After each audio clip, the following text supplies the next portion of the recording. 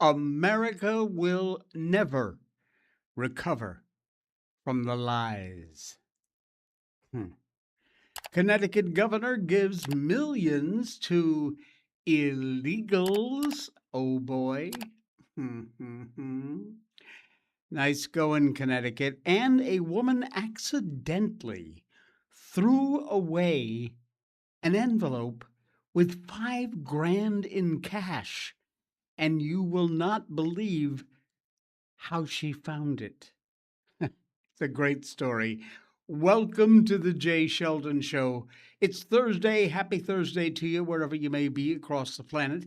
And we're live on YouTube and Rumble on both platforms. We're here. Please give us a follow on Rumble and a subscribe on YouTube. We appreciate that very much.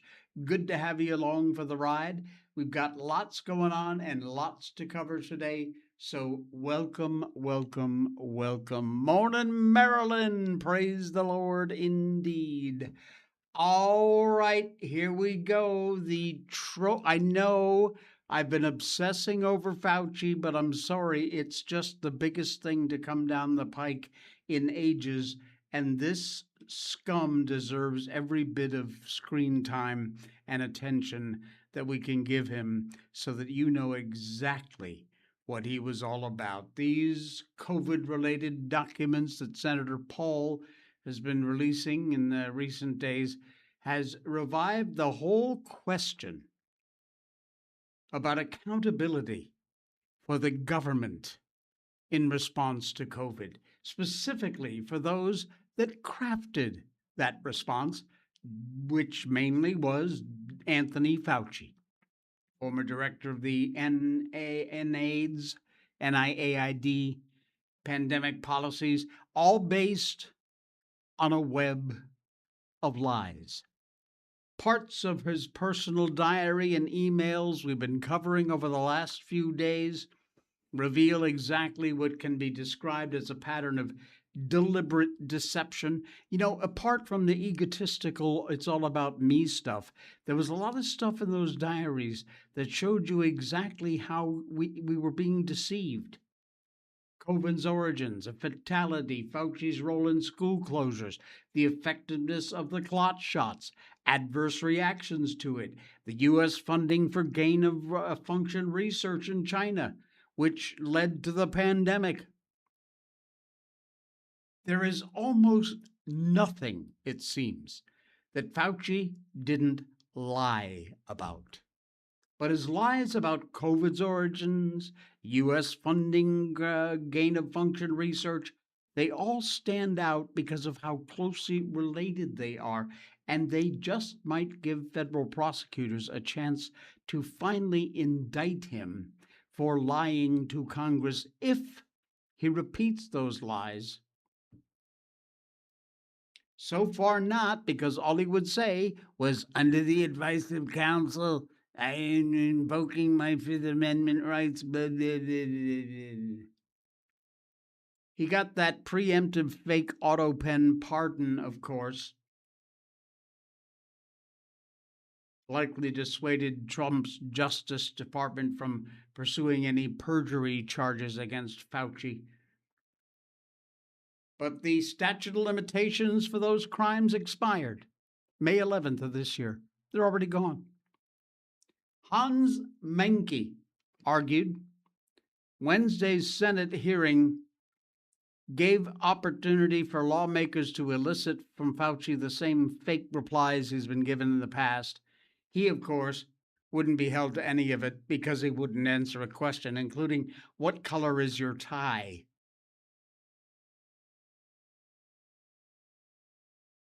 You got to understand the gravity of Fauci's lies and why he ought to be criminally charged for them. You got to have a bit of historical context. When COVID first appeared in China at the end of 2019, the most plausible explanation was that it escaped from a lab at the Wuhan Institute of Virology, where researchers have been conducting very dangerous gain of function research, combining viruses, creating hybrids, all for the purpose of understanding future diseases. And part of that work was funded by the EcoHealth Alliance, which had subcontracted a 2014 NIH grant to the Wuhan lab for gain of function research on bat coronaviruses. These are historical facts. I'm making it up. But Fauci testified many times under oath that the NIH and the National Institute of Allergy and Infectious Diseases, which Fauci ran, never funded gain of function research in Wuhan.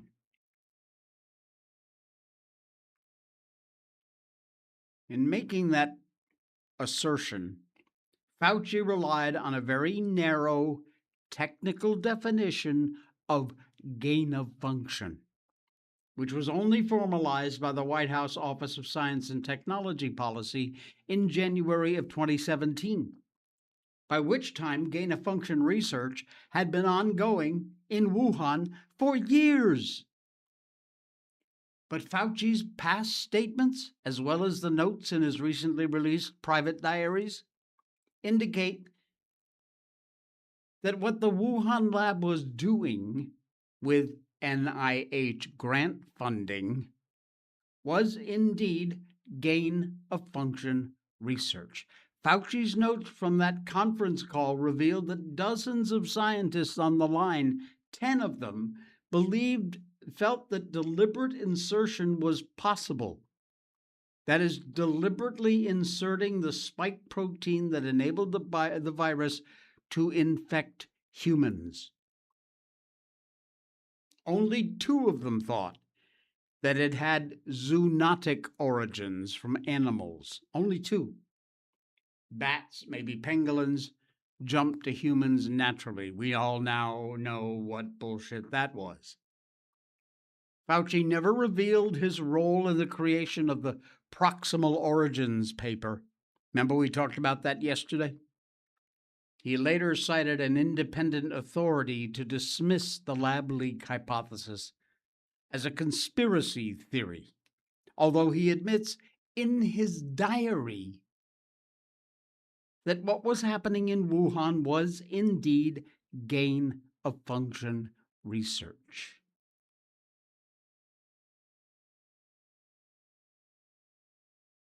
The government's case against Fauci's former senior advisor, premised on the claim that the NIH did fund gain of function research in Wuhan, a fact Fauci seems to acknowledge in his diary entry from February 2020. He reiterates his previous claim in his Senate testimony that the NIH has never funded gain of function research in Wuhan.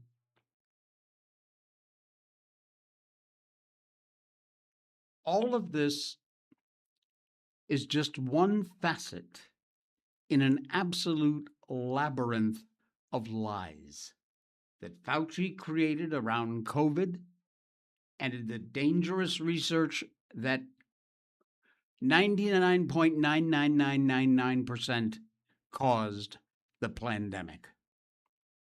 His denials about NIH funding for gain of function all serve the bigger narrative about COVID's origins, pushed by Fauci and many others in government, by the way. Fauci, although he is the head of it and the biggest slime of the slime balls, he ain't the only one. It seems rather clear now that the narrative purpose was to shield themselves from any kind of accountability in their roles in creating the virus and then unleashing and killing millions of people in a global pandemic.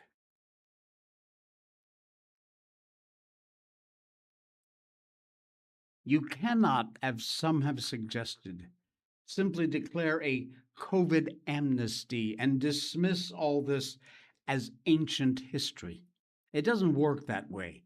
The government's pandemic response was based on deception, manipulation, subterfuge, perpetrated by the very people we were supposed to be able to trust. That is a huge problem for a country like ours. Huge. It's difficult to maintain a republic of free citizens if the government isn't trustworthy. But it's impossible if the citizens know the government is actively lying to them.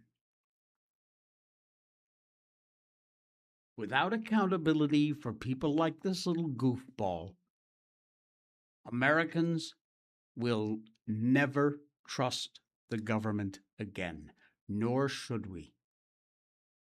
Here's hoping Senator Paul and his colleagues can keep going, even though yesterday was a complete bust.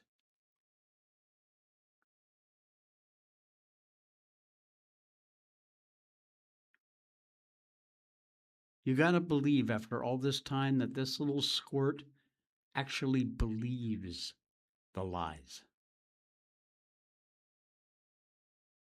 Sad day. A sad day. By the way, someone asked, how did these diaries, get into the hands of Rand Paul?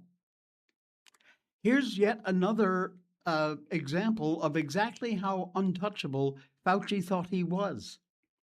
This was not penned down in some notebook he held privately. Oh no. These diary entries were put up on his computer online and saved on a government server. They were just there. It's a government server. Sorry, that ain't private. That's how these entries got found.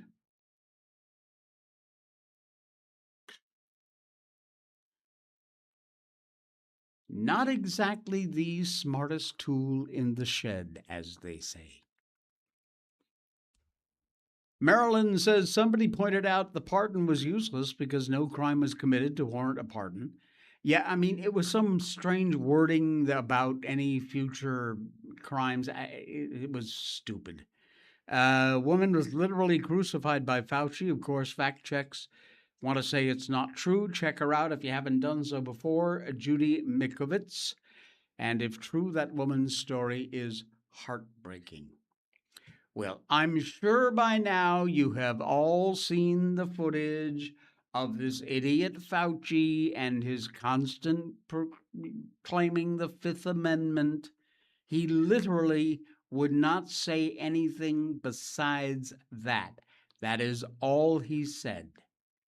Well, our beloved Senator Josh Hawley, in the final 90 seconds of questioning of Fauci, is absolute pure cinema. And man, I'm telling you, this is 90 seconds of some of the best footage you're going to see today. Give a listen. God bless Josh Hawley. Yeah, well, silence is admission. And here's the real thing. At the end of the day, it wasn't just about the money, really, was it? It was really about a power trip. I mean, through all of this, you want to be the most famous scientist in the world. You were so focused on getting every award and every drop of cash that you could, all because you wanted to be on TV. You wanted to be the sun god of science. You wanted to be the guy who was in charge of it all. You wanted to lambaste Trump. You wanted to make sure that nobody else stole your spotlight. You wanted to be the guy. You had time to sit for InStyle magazine. Here's what you were doing with your time. You could sit for InStyle magazine, but you can't answer questions for the American people. You could sit for InStyle magazine, but you're here taking the fifth. You could sit for InStyle magazine and get $1 million in cash awards, but now the cat's got your tongue. I bet he does. I tell you what, here's my conclusion from all of this. This was really all about you the whole time. Somewhere along the way, you lost your way. You may have been a good public servant at one time. I don't know. But what I can tell you from reading your emails now, from looking at what you did, how you used your employees, somewhere along the line, it became all about you. You became a narcissist and a megalomaniac and a liar. And you've lied to the American people, and you've lied to this body. And you've disgraced your profession by doing it. You called yourself the most famous scientist in the world. You've done more to harm science than anybody in my lifetime. And I hope you'll go home and write that in your diary. Ha! And I hope you'll go home and write that in your diary. Exactly. Thank you. Thank you, Josh Hawley. Man, there are no words. That exactly sums it all up. This is the kind of man we're dealing with. Insane. Insane. All right. AI robot. Yeah, I know. Sounds dangerous, right? Well, how would you like one to be teaching your kids in school? I can hear your head burning now. Well, there was a teacher initiative that would involve an AI robot in New York schools. However, it has been halted. Thank God, cooler heads prevailed. Artificial intelligence and robotics, folks, there's no stopping them. It's here. It's not coming. It's here. And there cannot be any doubt about it. AI is already being put to work in industrial entertainment applications. I use it for my other work, my full time job. Robots have been in use in manufacturing and other areas for a long time. Now, bear in mind that robot does not necessarily mean a robot in human form. Technically, an android, that's not typically the most efficient use of robotics. Every unit generally is designed for a very specific purpose. Well, a school district in New York has been exploring the idea of using androids, the kind of robots, we think of, the ones in kind of semi human form, to supplement human teachers in school systems. But suffice to say, there are some complications, and now everything for the moment is on hold. I'm telling you this because you need to keep an eye on it in case they decide to start this bullcrap where your kids go to school. A school district in the rural corner of upstate New York is hitting pause on plans to deploy an AI powered humanoid robot in the classroom after state officials, teachers, local residents raised a bunch of concerns. And man, are they right, including the maker's ties to a company that produces hyper realistic sex robots. The Salamanca, I love that name, Salamanca. The Salamanca City Central School District Board approved the nearly $60,000 purchase from Realbotics, with visions that Sally, as a stationary robot with long dark hair, has already been nicknamed, would enhance the education of high school students studying robotics and technological fields. Well, the pleasure bot angle, that's not something we might have considered. However, honestly, though, that is not really so much of an issue as long as the two parts of that business and the bots they produce are kept very well separated. Because, as I said, yes, the same company produces sex robots. But while using the AI powered Android might help high school kids understand the state of the art in AI and in robotics, it turns out there were some other issues. And namely, that is protecting the students' personal data. As the news spread in this small community, which is located in the Seneca Nation of Indians Reservation, parents and teachers worried about how students' personal information would be used. And unionized teachers took aim at Realbotics' sex doll sister company, even as district officials and the company itself stress the two manufacturers operate completely independent of each other. A robot built by a company associated with sex dolls, said Melinda Pearson, president of the Labor Union of New York State United Teachers, has no place in our classrooms. Well, for now, the robot pilot program is on hold as the district works through enhanced student data privacy agreements with the state education officials and continues to try and convince the community that there is no connection between the company's sex robots and these Android classroom robots. Here's the real concern, though. To what level is the AI going to be integrated into the education system? On one hand, it could be a tool for demonstration, experimentation. You have the robot and a human educator guiding that process. That would make sense. I got no problem with that. But it doesn't seem like the technology is technically there yet to just dump the robot android into the classroom and let it go as it will with no human assistant around. And how much is this thing going to cost? This is a small little school district. They're not going to be able to afford hundreds of thousands of dollars for a couple of robots. Our school systems across the country are not doing the best job of what they are intended to do, which is primarily produce young adults with marketable skills. Pushing off some of that irreplaceable teacher-student contact with an android doesn't exactly seem like it would help the problem at all. So, for now, they've paused the program.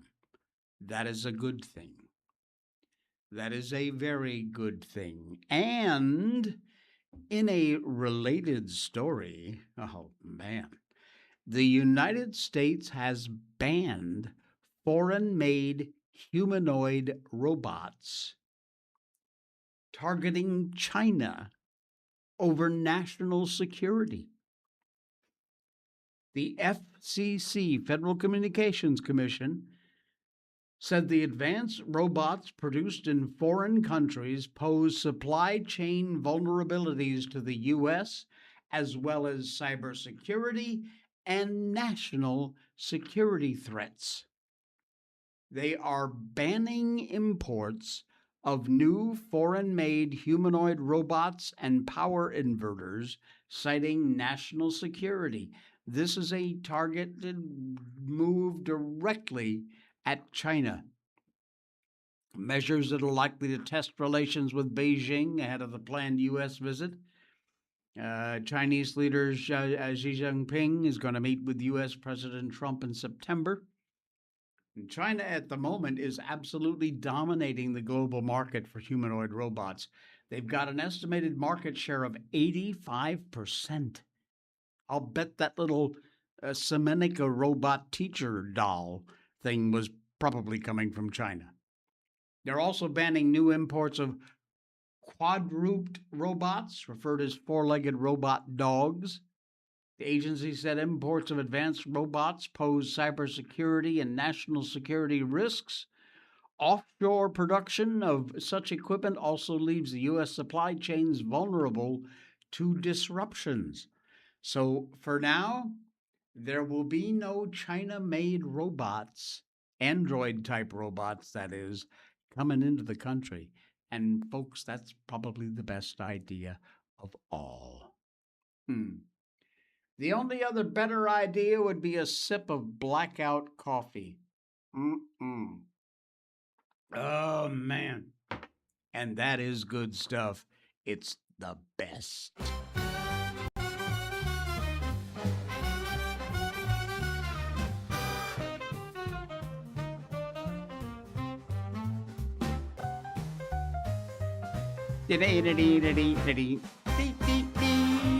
Blackout Coffee, John Santos and the gang over there at Blackout do an unbelievable job of creating absolutely the best coffee on the planet. Blackout Coffee, you can get your beans, you can have your beans ground for you. They have that option on all their popular roasts. They grow the best beans in the right soil. They work with American co-ops and American farmers to grow these fantastic premium beans. They only roast them after you place your order, and then they ship them out within 24 to 48 hours, which means in way less than a week, you've got a fresh roasted bag of the best coffee on the planet right at your doorstep. And again, like I said, even if you can't roast the whole beans, they'll grind them for you. They've got flavored coffees, which are all incredible. They've got cold brew, instant. They do coffee pods, of course. And please do check them out. Head over to the link in our description for Blackout Coffee. Use the code J20, JAY20 for 20% off your first order. They've always got specials going on over there. Even if you're a repeat customer, you just happen to forget to order, don't forget. Put your orders in. Use that link every time you head over there so we get the credit for your visit. We appreciate that. And check out Blackout Coffee, please. One of our great sponsors. They've been with us from the beginning, and we love them to death. Blackout Coffee, John Santos and the gang, a fantastic group of people, good people to work with, too. All right, this gets a little complicated, but I'm going to try and get through this. Bear with me. Zohran Mamdani and his affordability scam, which basically makes takeout, DoorDash, all that stuff, cost more. He called it an affordability win. But New Yorkers ordering takeout are the ones paying for it. Hang with me. At PressCon Wednesday, the mayor touted a city report showed delivery workers collected an additional $104 million in tips over 6 months. Customers supplied every single one of those dollars, $104 million. Now, Mamdani credited city rules that require apps to show a tip option before checkout, including a selectable 10% tip. He also claimed Uber Eats and DoorDash hid their tip buttons and set up default tips below 10%, which caused delivery worker tips to fall by 79%. And then he took credit for forcing the companies to change their apps. Uber Eats and DoorDash hid tip buttons, he posts on X, and set default tips below 10%. As a result, tips for delivery workers fell by 79%. Now, in January, he says, we made these corporations change their apps, and in the past 6 months, we put $104 million back in delivery workers' pockets. This is only the beginning. That's his X post. Now, customers saw the prompt sooner, they tipped more, and paid higher bills. The editor of RRH Elections, Eisen Gab, pointed out the problem with calling that an affordability win. He says, is Zohran Mamdani really bragging about making Uber Eats and DoorDash more expensive for New Yorkers? I guess his affordability agenda doesn't extend to New Yorkers who order in takeout. His claim the city put $104 million back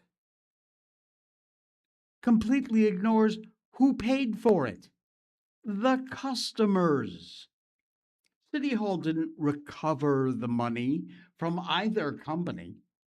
According to the Department of Consumer Worker Protection, average tips nearly doubled from $1.18 to $2.29 per delivery. That's an estimated extra $1.11 per order paid by the customers.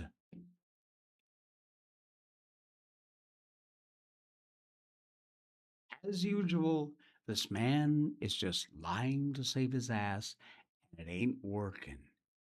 And why would you make them give a tip before you post your order and pay for it? That's not what a tip is. Well, look, here in Malaysia, we have a couple of different food service deliveries. I use Grab, but there's also Food Panda, and Shopee also has a food delivery service. I've never used that. I don't know anything about it. But the thing is that after you get your order, once it's confirmed and it's been delivered to your home, then it asks you to rate the driver 0 through 5 stars. And if you choose to give a tip, and it suggests either 2, 3, 4, 5 ringgit or an other amount you can put in however much you want to be, however generous you want to be. But believe me, these drivers on occasion, not often, but on occasion have completely screwed up my order. No fault of the restaurant, they screwed it up and they paid for it because I gave them a 1-star review and no tip. Honestly, most of the time, 100%. 5-star review, $2 or $3 tip, and there you go. But that's done the way tips are supposed to be done. After the fact, you're tipping for the service. How can you decide how much to tip if you haven't gotten the service yet? Duh.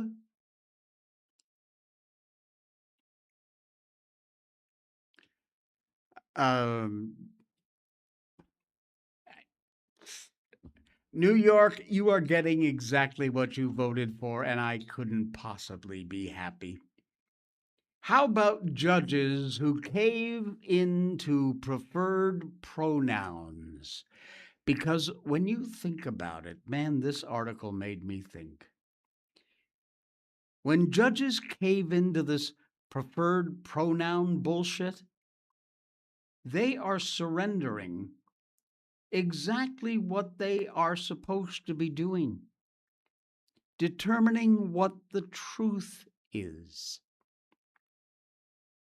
Courts exist to say what the law is. That duty begins with saying what is true. Think about it. On the final day of the Supreme Court's 2025 term, it delivered a resounding victory for biological reality.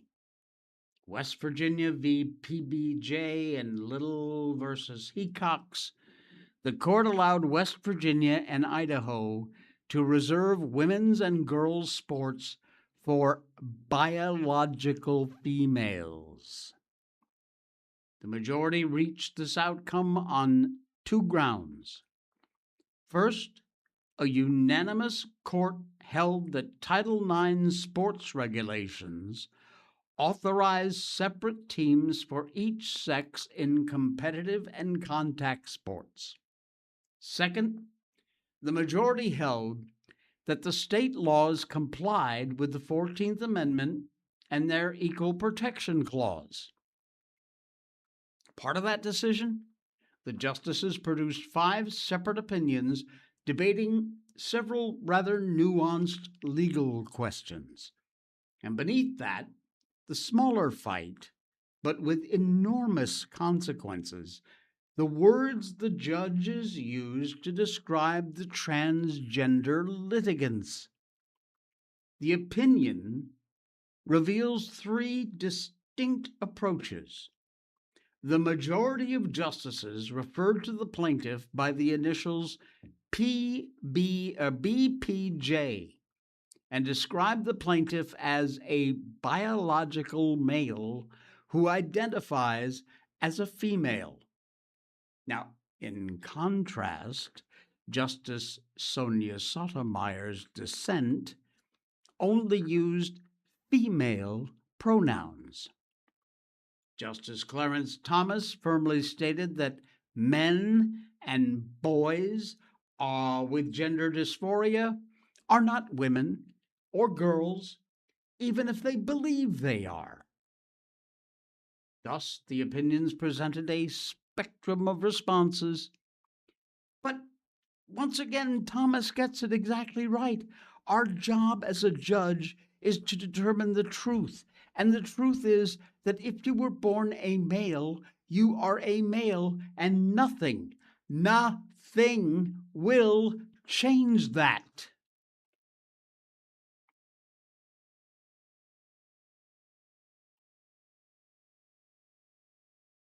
Judges' jobs are to find the truth. And if they can't do that, like idiot Sotomayor, sorry, you got no right being a judge.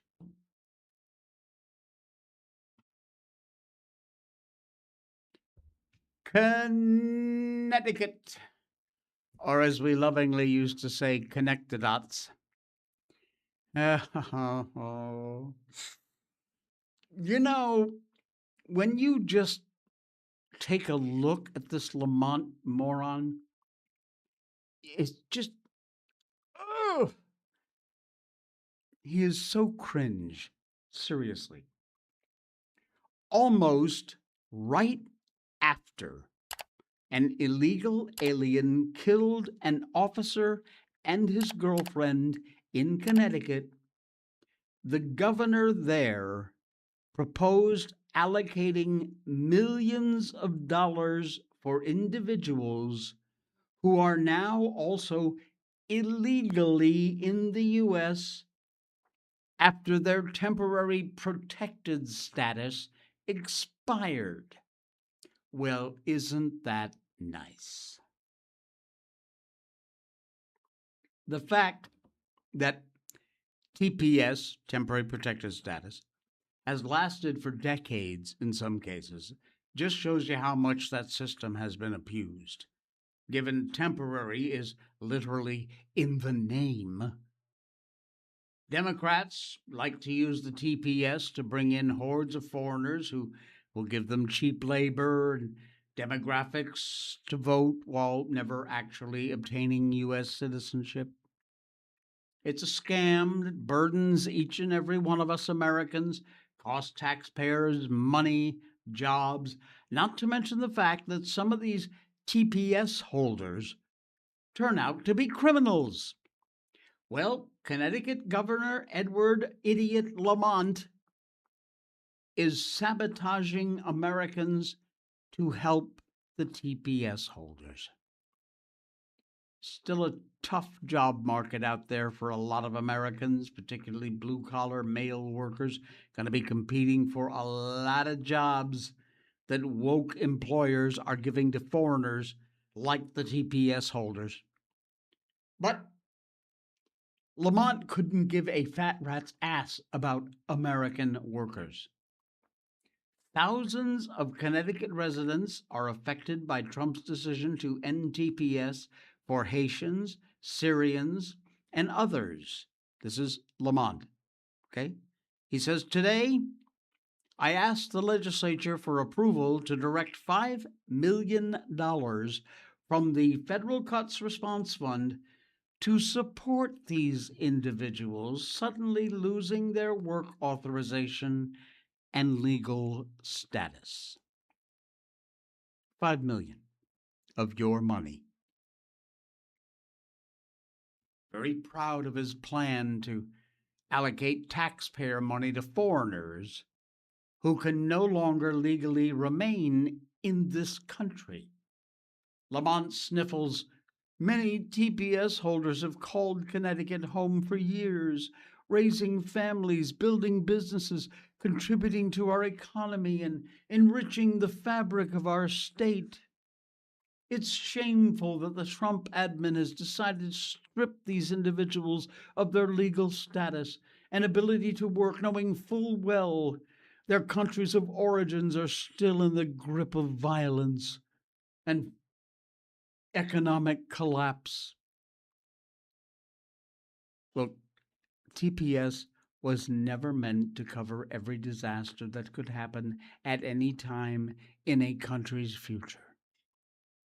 It can only apply to very specific circumstances, and in the case of TPS for both Syrians and Haitians, those circumstances don't exist anymore. Oh, and then Lamont contributes the fueling the huge increase in assaults on federal immigration officers. He added the threat that ICE may target them for deportation shows the Trump immigration policy for what it is, cruelty and disruption, rather than keeping communities safe. Yeah, really? Apparently he doesn't have the same empathy for these folks. An illegal migrant allegedly killed an off-duty Connecticut cop and his girlfriend in a head-on crash while drunk and high, according to police.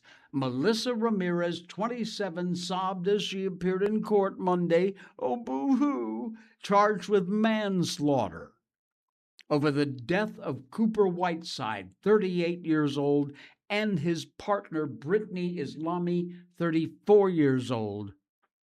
The Department of Homeland Security confirmed in a statement to the Post that Ramirez was in this country illegally.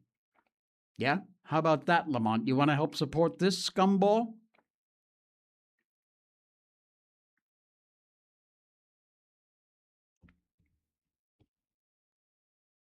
Maryland says he's putting us in an economic collapse supporting them. $5 million he's taking.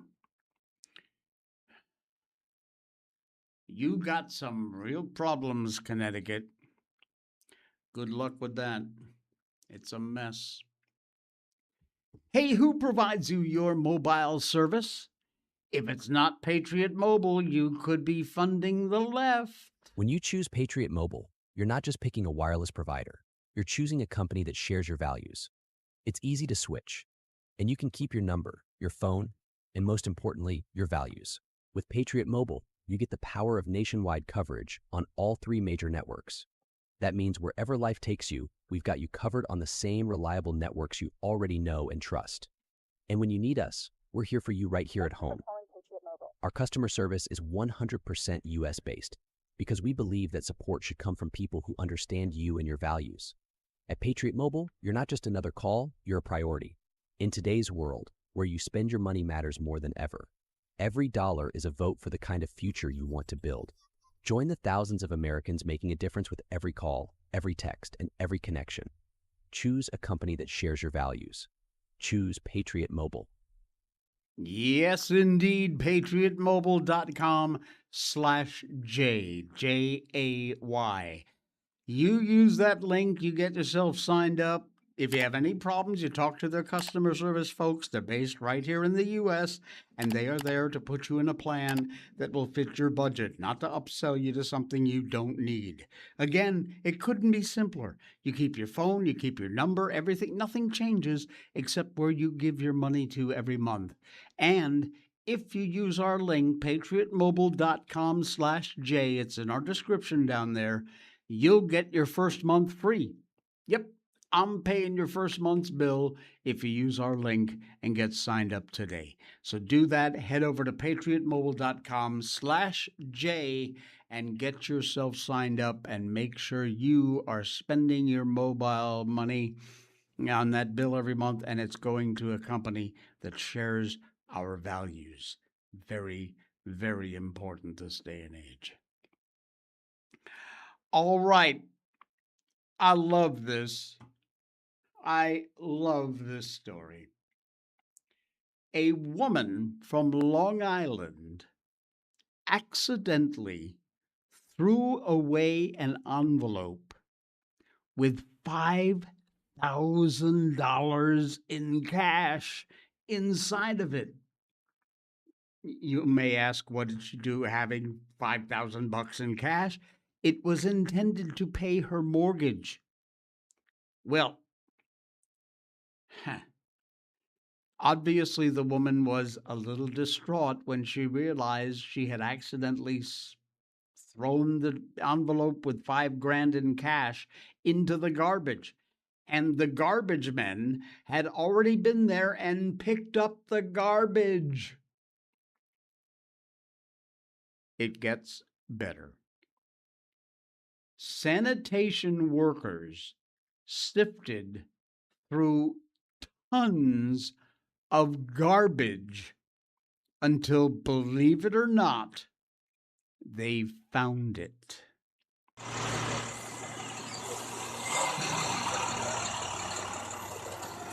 These guys helped this lady out? Yeah, his mom's lost her mortgage money up in there, like $5,000, man. Word. And they found it. Yeah. Looking through all this garbage. Yeah. Congratulations, lady. All this was lost in the garbage, and they found it. Looking through all this. That's what sanitation do for you. Good guys. Congratulations, guys. One more look. Wow. All by accident, thrown away and found. Look at that mess. Can you imagine having to dig through that crap? But they found it.